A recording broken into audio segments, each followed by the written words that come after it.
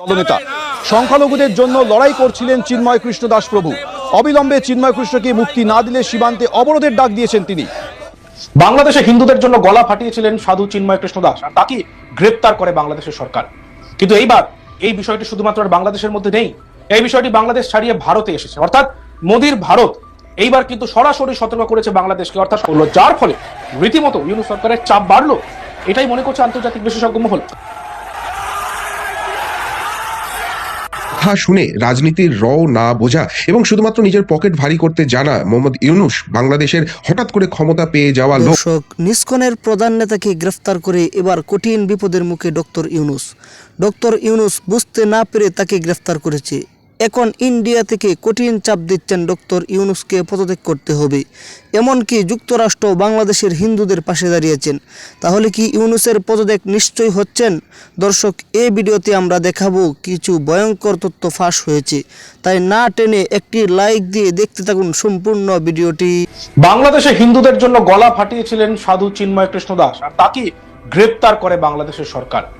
কিন্তু এইবার এই বিষয়টি শুধুমাত্র আর বাংলাদেশের মধ্যে নেই, এই বিষয়টি বাংলাদেশ ছাড়িয়ে ভারতে এসেছে। অর্থাৎ মোদির ভারত এইবার কিন্তু সরাসরি সতর্ক করেছে বাংলাদেশকে। অর্থাৎ তারা যে গভীরভাবে বিষয়টার দিকে নজর রাখছে সেটা কিন্তু আর বলার অপেক্ষা রাখে না। কারণ দিকে দিকে যখন এরকম গ্রেপ্তারের পর হিন্দুদের উপর অত্যাচার বাড়লো, সংখ্যালঘুদের উপর অত্যাচার বাড়লো, সেইখানে তারপর কিন্তু ভারত সরকার চুপ করে বসে থাকতে পারে না। আর সেই বার্তাই দিয়েছে ভারত।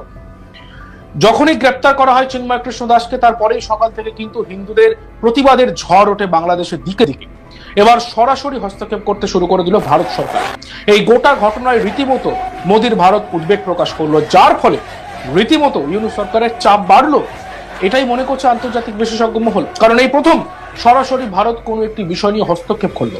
কারণ হিন্দুদের ওপরে যে আক্রমণ হচ্ছে তা নাকি আরো বেড়ে গিয়েছে, তাই এবার সরাসরি হস্তক্ষেপ করলো মোদির ভারত। বিদেশ মন্ত্রকের তরফে রীতিমতো কড়া ভাষায় আক্রমণ করা হয়েছে এবং গোটা ঘটনায় যে তাদের নজর রয়েছে তারও একবার প্রকাশ করলো ভারত। একটি বার্তায় তারা লিখেছেন, আমরা শ্রী চিন্ময় কৃষ্ণ দাসকে গ্রেপ্তার এবং জামিন না দেওয়ার বিষয়টি নিয়ে গভীরভাবে উদ্বিগ্ন। চিন্ময় কৃষ্ণ দাস বাংলাদেশ সম্মিলিত সনাতন জাগরণ জোটের মুখপাত্র ছিলেন। এই ঘটনাকে কেন্দ্র করে বাংলাদেশের অনেক হিন্দুদের উপরে আক্রমণের ঘটনার খবর পাওয়া গিয়েছে। সংখ্যালঘুদের বাড়িঘর ও ব্যবসা প্রতিষ্ঠানে অগ্নিসংযোগ ও লুটপাটের পাশাপাশি চুরি, ভাঙচুর এবং দেবতা ও মন্দিরের উপর হামলা হয়েছে। এটি দুর্ভাগ্যজনক যে যারা এই ঘটনা ঘটাচ্ছে, অর্থাৎ অপরাধীরা খোলা জায়গায় ঘুরে বেড়াচ্ছে, অথচ ন্যায্য দাবি নিয়ে চিন্ময় কৃষ্ণ দাস যখন শান্তিপূর্ণ আন্দোলন করতে চাইছেন তখন তাকে গ্রেপ্তার করা হচ্ছে। এছাড়াও আমরা নজরে রেখেছি চিন্ময় কৃষ্ণ দাসের গ্রেপ্তারের বিরুদ্ধে যখন সংখ্যালঘুরা আন্দোলন করছে তখন তাদের উপর হামলা চালানো হচ্ছে। এটা একটা গোটা উদ্বেগের ঘটনা এবং উদ্বেগের বিষয়। প্রসঙ্গত, চিন্ময় কৃষ্ণ দাসকে গ্রেপ্তারের পর গোটা বাংলাদেশ জুড়ে যেন জয় শ্রীরাম স্লোগান উঠেছে। দেখা যায় তাকে যখন নিয়ে যাওয়া হচ্ছে তখন চারিদিকে শুধুই জয় শ্রীরাম ধ্বনি। আমরা একবার দেখবো ভিডিওটি।